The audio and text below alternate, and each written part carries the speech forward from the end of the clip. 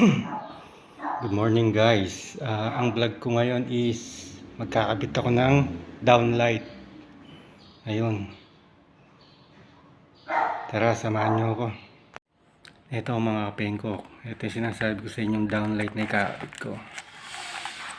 Tricolor siya.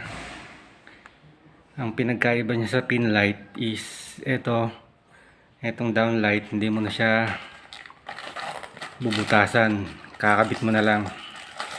Para ka lang nagkakabit ng bokilya. Ayan, oh. Hindi katulad sa pin light, magbubutas ka pa ng kisame.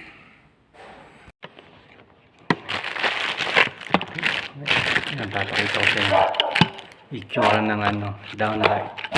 Ganda, oh. Para lang siyang bokilya, hindi mo na kailangan butasan. Ayan, ito yung wire niya. Hindi mo naman kailangang hindi ka mahirapan kasi pag nagkakabit ka ng ganito, wala siyang negative, positive, kaya mabilis lang. Ayan, panurin nyo kung paano ko ikabit.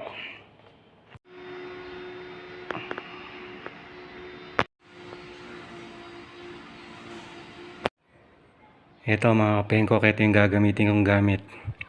Electric tape, cutter, electric cutter. Ano to, pang wire talaga. Siyempre ito yung downlight natin. Yan, gunting para pag matigas hindi ka mahirapan. Tapos portable, para hindi mahirap pag, tsaka siyempre kailangan natin ng barena. Ayan, magtalupan muna natin para mahaba-haba ng konti.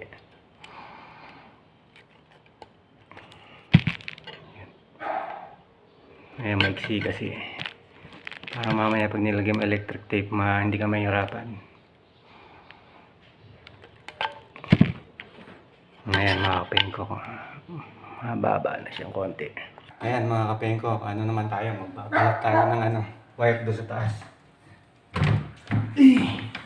Ito yung pinakamahirap, lalo na pag matigas yung wire, kailangan meron ka talagang electric pagkat ng ganito. Ayan, oh.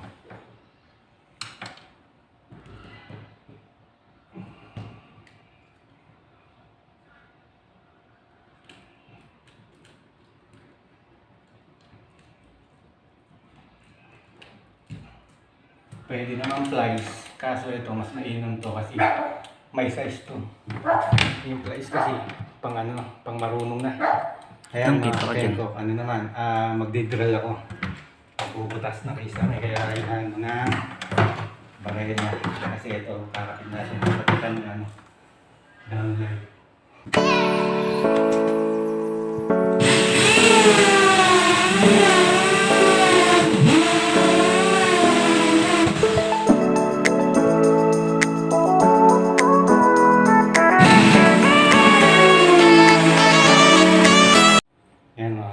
Mag-ano naman tayo, maglalagay tayo ng tox tsaka ng screw. Ito gagamitin natin para hindi mas mahirap, hindi nakangawit.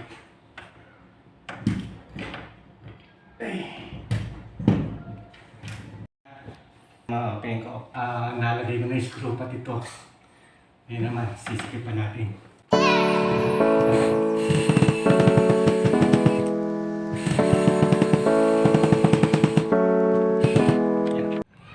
Ayan mga kapengkok, ayan yung sinasabi ko sa inyo. Ang pinagkaiba ng pin light sa downlight. Ang pin light kasi bubutasan mo siya dito. Ang downlight is eto, lalagay mo lang siya ng ganyan, para ka lang maglalagay ng bokilya. Ayan, okay na yan. Na-screw ko na yung lagay ng downlight. Kayo naman yung pinaka downlight lalagay ko, kakabit natin. Ayan mga kapengkok, ito, lalagay na natin sinasabi kong downlight. Electric tape naman kailangan. Kaso nakakangawit kasi mataas yung kaysa. Ay, nakataas yung leg mo. Hindi ka ng ganito, para sure ball ka, patayin mo yung breaker mo. Lalo na pag nag-uumpisa ka pa lang. For safety rin yun. 1 hour later. Ayan mga kapengko, kaya yung kinabit kong pinch product na downlight. Kita nyo hindi siya nakabaon na parang pin light. Ayan. Tapos testingin naman natin ngayon kung iilaw siya. Okay. Yan mga kapengko, tricolor isa. Ayan yung pangalawa. Ayan yung pangatlo. 1 hour later.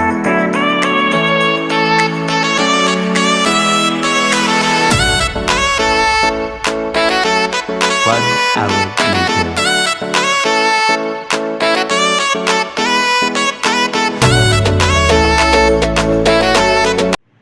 Ayan mga kapengko, sana nagustuhan nyo yung video ko, may natutunan kayo. Pa-like naman, pa-share o kaya pa-subscribe. Hanggang sa ulitin mga kapengko. Salamat.